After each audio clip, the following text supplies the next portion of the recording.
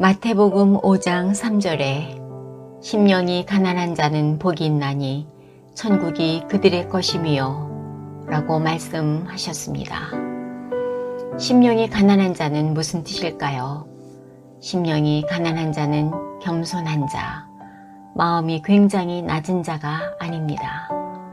나는 창세기 3장 문제에 걸려서 영원히 죽을 수밖에 없구나. 나는 하나님 떠난 죄인, 마귀에게 잡혀서 나의 운명을 스스로 해결할 수 없는 사람이구나. 이것을 깨달은 사람입니다. 로마서 7장 24절에 바울은 자신이 이런 운명에 빠진 사람임을 깨닫고 오호라 나는 곤고한 사람이로다. 이 사망의 몸에서 누가 나를 건져내랴. 이렇게 고백을 하였습니다. 창세기 3장을 깨닫고 마음이 이 상태에 있는 것을 보고 심령이 가난한 자라고 합니다.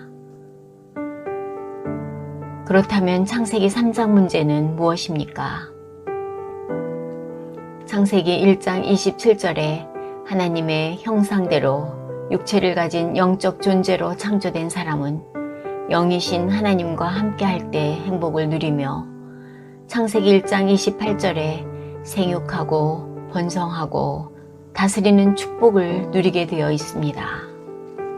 그런데 창세기 3장 1절로 6절에 사단이 하나님과 같아질 것이라고 아담과 하와를 거짓말로 현혹시켜서 하나님의 말씀을 불순종하게 만들었습니다. 창세기 3장 6절에 아담과 하와가 선악과를 먹는 순간 말씀대로 영적 죽음이 왔습니다. 창세기 3장을 보면 선악과를 따먹은 아담이 말씀대로 죽어야 하는데 죽지 않고 하나님과 대화하는 장면이 나옵니다. 이것은 선악과를 따먹는 순간 하나님의 영과 아담의 영이 분리되는 영적 죽음은 왔으나 육체는 살아있었던 것입니다.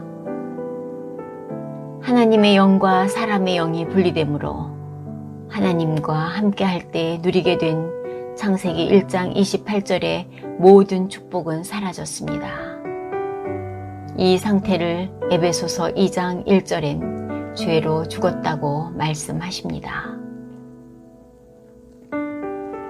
하나님의 영과 사람의 영이 분리된 영적 죽음으로 끝나지 않고 창세기 3장 7절로 13절에 영적인 죽음의 결과로 온갖 정신 문제가 오게 되었습니다. 창세기 3장 16절로 19절에 영적인 죽음의 결과로 의식주를 비롯한 육신의 삶에 문제가 오게 되었습니다. 창세기 3장 19절에 영적인 죽음의 결과로 사람의 영과 육신이 분리되는 육체적인 죽음과 내세 문제가 왔습니다. 창세기 4장엔 후대 문제까지 순차적으로 사람에게는 문제가 오게 되었습니다. 이 문제가 창세기 3장에서 일어났다고 하여서 창세기 3장 사건, 창세기 3장 문제라고 합니다. 아담 이후로 태어나는 모든 사람은 하나님의 영이 떠난 상태에서 태어나는 원죄를 가진 영적 문제, 정신 문제, 육신 문제, 죽음과 내세 문제, 후대 문제를 가질 수밖에 없습니다. 이 문제를 스스로 하나님 없이 해결하려고 우상에 빠지기도 하지만 해결이 되지 않습니다. 이것을 창세기 3장 사건 또는 창세기 3장 문제라고 합니다. 과거에 나의 집과 나의 가문에 무슨 일이 일어났나요? 그것이 창세기 3장 사건, 바로 원죄 문제, 바로 죄 문제, 바로 사단의 문제입니다. 마음이 가난한 자는 창세기 3장 사건을 알고 이래서 그리스도 되신 예수님이 필요하구나 깨닫고 구원을 받는 것입니다. 마음이 가난한 자는 구원을 받아 천국을 보장받은 하나님의 자녀가 된다는 뜻입니다.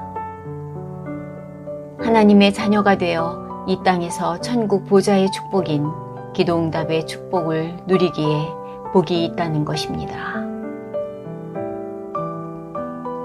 주 하나님, 심령이 가난한 자는 복이 있나니 천국이 그들의 것이며 이 말씀의 뜻을 가르쳐 주셔서 감사합니다. 주 예수 그리스도 이름으로 기도하는 것마다 사단이 결박당하며 하늘 보좌의 축복인 기도 응답을 누리게 하옵소서.